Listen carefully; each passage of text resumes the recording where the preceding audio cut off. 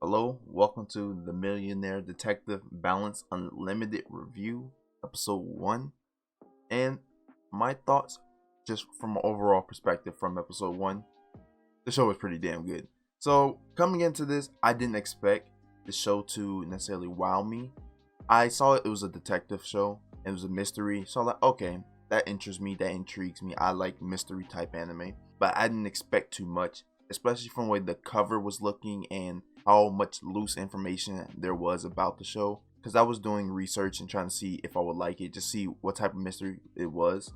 And I didn't want to necessarily read the synopsis, but I was trying to look at the previews and trailers to try and get some sort of sense of the show. And what I was getting, it wasn't really anything too much, so I didn't really have high hopes coming into this. But I'll say once I actually watched the episode and finished the episode, it was like it was great. The show is so good. Daisuke is I mean I'll get into it. Daisuke is just I, I'll get into it once I go into the review of the entire episode. But Daisuke is a big flexer. But before I get into the review, just to complete this intro, I did see people talking about this on Twitter because I'm like a day late on making this. And when I saw people talking about it on Twitter, I kind of didn't look at the hype as being as big as what people were saying it was. So I thought the show was going to be kind of sort of overhyped. But I was like, all right, it's whatever. I'll be the judge of that once I go in. If I like it, okay then. If I don't, then yeah, I will say it's overhyped, but I'll still continue to like it. But watching it, it exceeded my expectations. I see why everybody loves it. I see why everyone loves Daisuke. Because coming into this, in the beginning, I was not expecting to like Daisuke. Oh no, cause he just looked too like stuck up or suave or what's a word that I can use?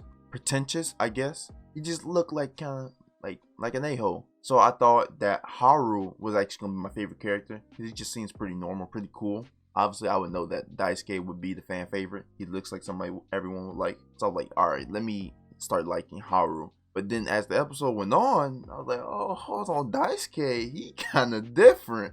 Like, all right, okay, hold on, I might become a Daisuke fan. And then the episode kept going, and I actually don't kind of like Haru. Obviously, I don't like, but he's just kind of cool for me.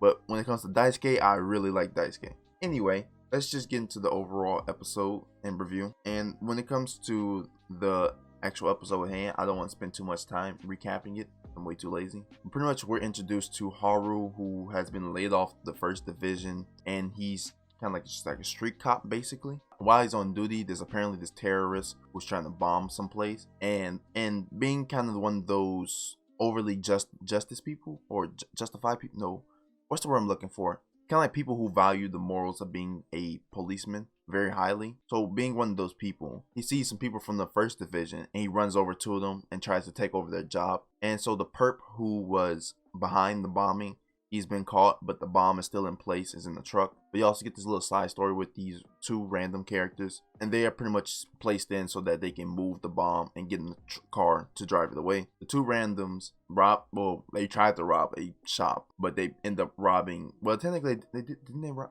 Yeah, they robbed them for the chocolate, but they was looking for jewelry. Anyway, they hopped into a van that they just saw, not knowing that that van actually has the bomb that all of the police are looking for. They pretty much go on a wild chase with the bomb in the back, and it has like 30 minutes left before it detonates. And then at that point, that's when Daisuke pops up. And Daisuke comes rolling through, and he pretty much saved the day. That's pretty much it for the episode. Now I just want to get into why I like certain parts of the episode. But before I get into that, I want to talk about the animation real quick. Because I felt the animation was good overall. But I felt at some points, they kind of like tapered down with the animation. Like, it looked very still. And I'm not saying that there was a bunch of still frames, but there are a bunch of just stiff movement, I would say. And there's also points in the anime where they're kind of just characters staring at each other, and they're like overly staring. They're staring at each other for like an extreme amount of time, and just no dialogue, no nothing. And the music's kind of it's like there in the background to kind of help the time pass by while we're just staring at each other. But still just weird, because the time I'm talking about, I can give you like two examples, but I'll just use one for right now. And the one I'm thinking about is when Daisuke is on top of the bridge and Haru is like hanging off. The way he's just looking at them, it was like they jumped back and forth like 6 times before they actually switched the scene and Daisuke smiled. And I'm like, all right, this is cool, but you took too long for the build up. The build up was way too long. I understand you gotta build it up, but don't take like 30 seconds to do it. But other than that, the animation is fine. Everything's good. The music is incredible. The Daisuke's theme, that I forgot it, but it was like this old kind of classic music. I really do like the music in the show because the music is very cliche or generic, and I don't mean this in a bad way. And when I say this, I'm saying this as in I like the music because it gives like that old school detective vibe, if you get what I mean. But as for our two main characters, Haru and Daisuke, or let me say Daisuke and Haru. Let me talk about Haru first. Haru, as I said, is kind of this morally righteous guy.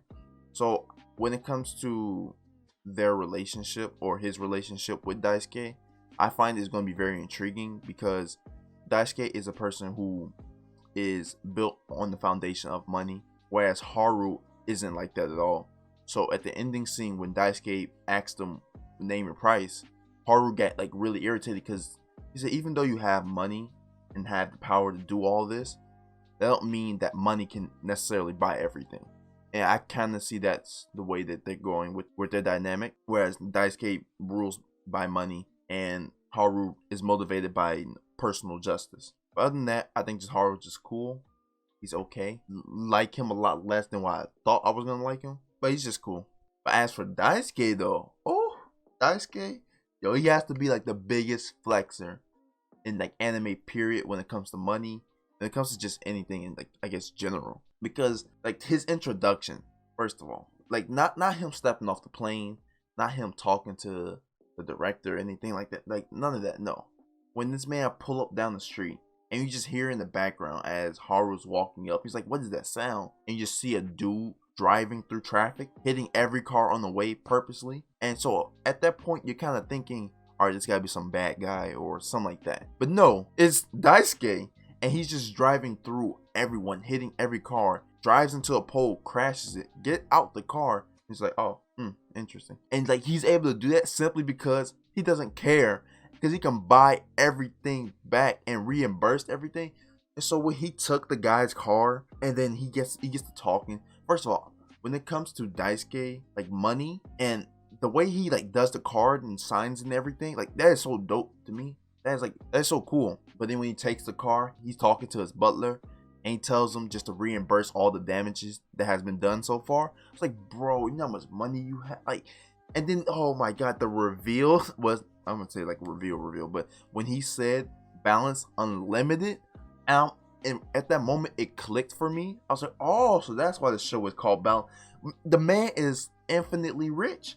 He doesn't care what he does, when he does it, why he does it. He can do it because he can, because he got the money to pay for everything. And so Daisuke is just one smooth dude. I like him. So I'm looking forward to more episodes of Daisuke. Haru's cool. He can just sit in the background. But Daisuke is great, and Balance Unlimited is such a good show on this first episode. I sort of hope they get better in terms of telling about the detective stories. And what I'm saying is, I hope the mystery gets better.